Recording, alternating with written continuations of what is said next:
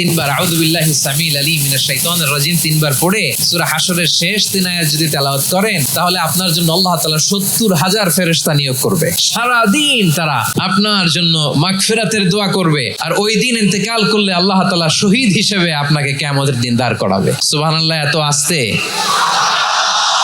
যে ব্যক্তি সকালবেলা 3 বার তেলাওয়াত করবে আউযু বিল্লাহিস সামিউল আলিম মিনাশ শাইতানির রাজিম, এরপরে সূরা হাশরের শেষ 3টি আয়াত তেলাওয়াত করবে, রব্বুল আলামিন ওই ব্যক্তির জন্য 70,000 ফেরেশতা নিয়োগ দিবেন যারা সারা দিন ওই লোকের জন্য মাগফিরাতের দোয়া করবে। শুধু এখানেই শেষ নয়, বিশ্বনবী ফরমান ওয়া ইন মাতা ফি যালিকাল ইয়াউমি মাতা শাহিদান, ওই দিন যদি ওই ব্যক্তিটা ইন্তেকাল করে সে শহীদ হয়ে কিয়ামতের দিন আল্লাহর সামনে দাঁড়াবে। সকালবেলা যদি পড়েন 3 বার আউযু বিল্লাহিস সামিউল আলিম মিনাশ শাইতানির রাজিম 3 বার পড়ে সূরা হাশরের শেষ 3 আয়াত যদি তেলাওয়াত করেন তাহলে আপনার জন্য আল্লাহ তাআলা 70,000 ফেরেশতা নিয়োগ করবে। সারা দিন তারা আপনার জন্য মাগফিরাতের দোয়া করবে, আর ওই দিন ইন্তেকাল করলে আল্লাহ তাআলা শহীদ হিসেবে আপনাকে কিয়ামতের দিন দাঁড় করাবে। সুবহানাল্লাহ, এত আস্তে। আবার সন্ধ্যাবেলায় যদি পড়েন সারা রাতের জন্য 70,000 ফেরেশতা মাগফিরাতের দোয়া করবে। ওই রাতে মারা গেলে শাহাদাতের মৃত্যু নসিব হয়ে যাবে।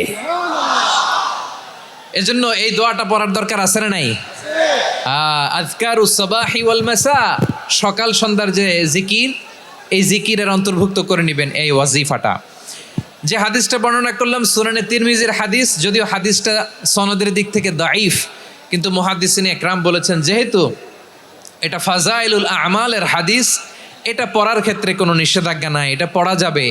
সো সকাল সন্ধ্যা যদি সুযোগ হয় এই ওয়াজিফাটা যেন আমরা পড়ি। এই 3টি আয়াতের ভেতরে আল্লাহ তাআলা তার 14টি গুণবাচক নাম উল্লেখ করে দিয়েছেন। কয়টি? আওয়াজ করে বলেন তো, যারা শুনতে পেয়েছেন বলেন। এই 3টি আয়াতের মধ্যে আল্লাহর কয়টি সুন্দর সুন্দর গুণবাচক নাম আছে বলেন তো? কয়টি? সবাই বলেন কয়টি? 14টি গুণবাচক নাম, চমৎকার চমৎকার নাম। যে নামগুলো যদি আমরা আজকে পড়ি, শুনি, জানি, আল্লাহ তাআলা সম্পর্কে ব্যাপক ধারণা, ইনডেপথ, আমার রব সম্পর্কে ইনডেপথ নলেজ নিয়ে আজকে আমরা ফিরতে পারবো ইনশাআল্লাহ। বলেন সবাই।